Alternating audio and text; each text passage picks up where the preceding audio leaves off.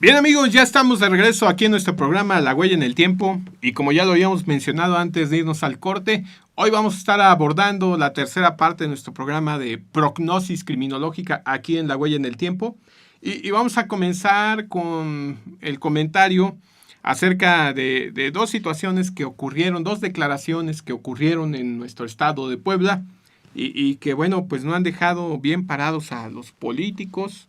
Se les ha cuestionado mucho, han querido recomponer las cosas, pero bueno, creo que todo resulta un tanto fallido, le quieren acomodar y bueno, el problema es que las palabras están grabadas.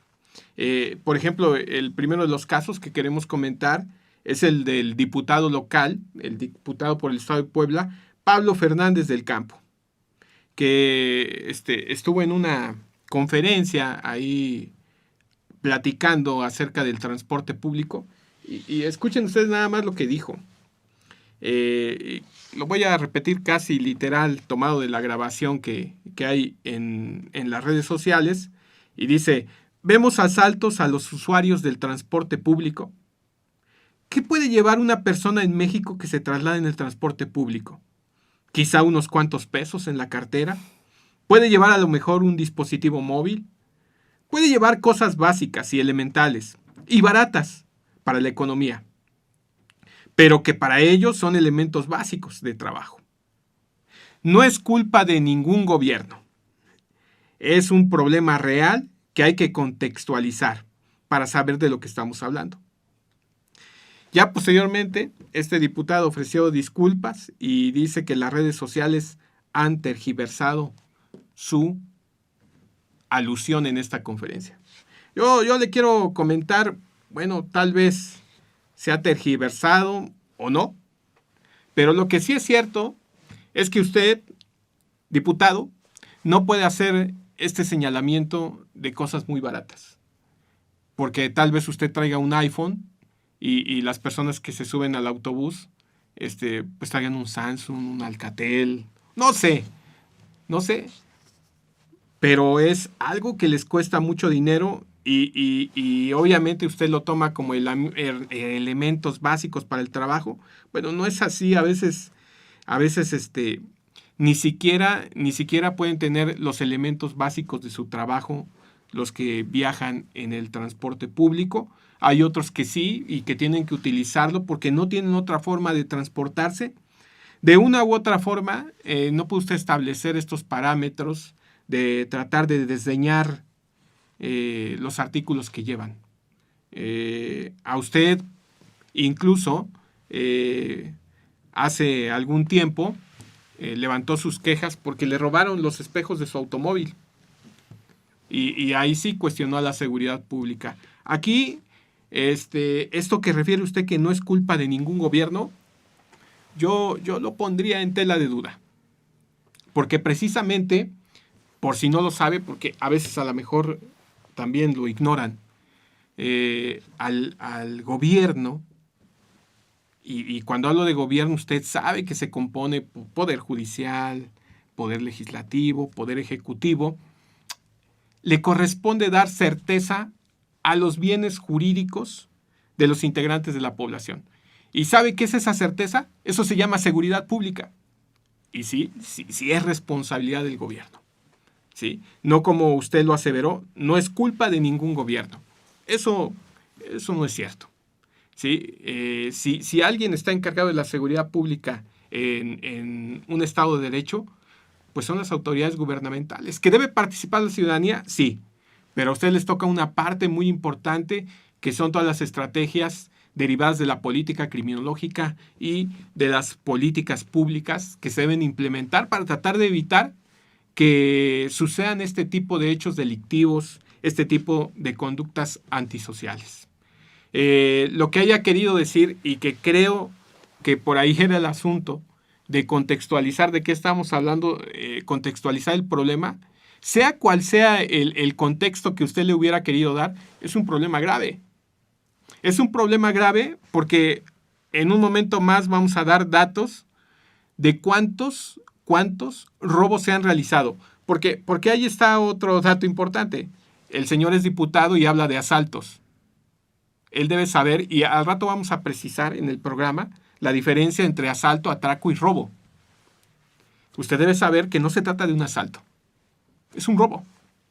Es un robo. Y si en todo caso le quiere aplicar alguna figura, tendría que ser el atraco. Y al rato le vamos a explicar por qué. Entonces, todas estas precisiones son importantes, aquí sí, para contextualizar cuál es el problema que está ocurriendo. Hoy el problema del transporte público en nuestro estado, en la ciudad de Puebla, es grave. Porque antes no ocurría de esta manera. Pero no se trata de una situación fortuita o de algo casual. Vamos a ir tratando, ahora sí, de contextualizar el problema. Hay situaciones que no se han atendido en el estado y obviamente esto ha derivado en este tipo de violencia que ya impresiona.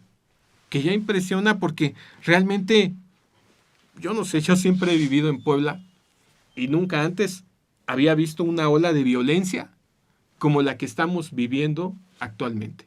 Y evidentemente esto sí genera responsabilidad del gobierno, no como usted lo mencionó, que no es culpa de ningún gobierno y que es un problema que hay que contextualizar. Espero que lo que ha querido decir es que hay que diagnosticar por qué está ocurriendo esto ahora en el Estado. Y esas son las palabras de este señor, Pablo Fernández del Campo, que creo que tienen que pensar bien, ¿no? O sea, deben tener una serie de asesores que les diga, oye, como que no es una declaración muy adecuada que digamos. Pero bueno, ya lo dijo, y ahora el punto, y créame, aquí no nada más es lanzarle la crítica, le vamos a contextualizar para todos los que nos siguen aquí en Radio Cleu, algunos puntos que esperemos nos sirvan, porque vamos a dar una propuesta que a lo mejor no la alcanzamos a terminar en este programa, pero sí una propuesta de cómo hacer prevención, cómo se ha hecho en otras partes, y no simplemente con la espada del derecho penal que le han atribuido una parte de control social que tampoco se merece mucho. Entonces, vamos a estar comentando esto. Ya el señor pidió disculpas por estas declaraciones que, según él, fueron tergiversadas y que realmente pues sucedieron. Ahora lo que deberíamos de hacer es tratar de buscar soluciones a todo esto que está pasando. ¿No es así? Claro, amigo. Y sabes, yo creo que tiene mucho que ver con las realidades que vamos viviendo. Esto me recuerda mucho, fíjate que cuando tomaba esa materia de filosofía del derecho, pues la catedrática que en ese momento pues, nos daba esa materia, nos explicaba cómo es que vivimos dos realidades diferentes y que ese es uno de los problemas que se vive en nuestra política de nuestro país. ¿Por qué? Porque ella nos decía que por eso es que un legislador no puede entender a una persona común y corriente como lo somos nosotros, ¿no?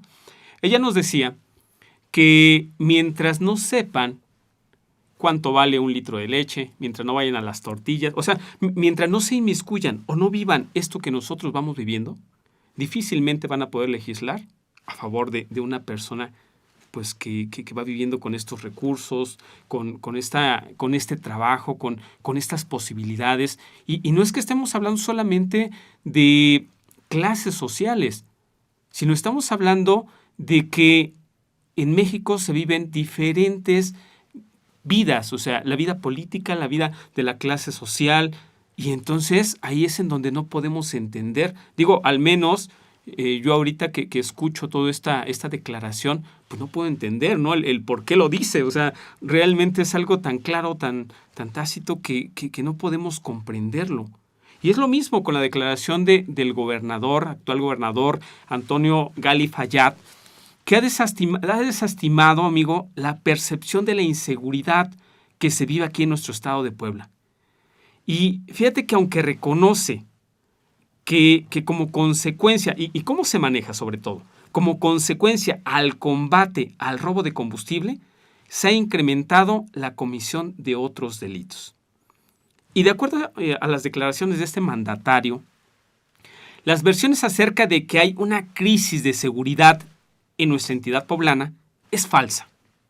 Y como prueba, dicen que como prueba basta un botón, presume en un acto inaugural de un Congreso Internacional de Seguridad Pública y Política Criminal que esta incidencia delictiva en nuestra ciudad de Puebla es menor a la media nacional.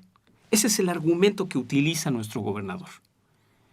Y dice que hay personas, fíjate hasta dónde llega, ¿no? Que hay personas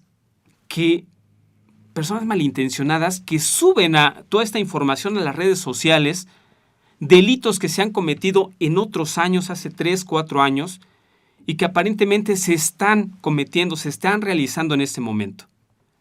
Y esto va a crear pues esta conciencia de inseguridad. Y lo dice así tajantemente. En Puebla no existe esta inseguridad.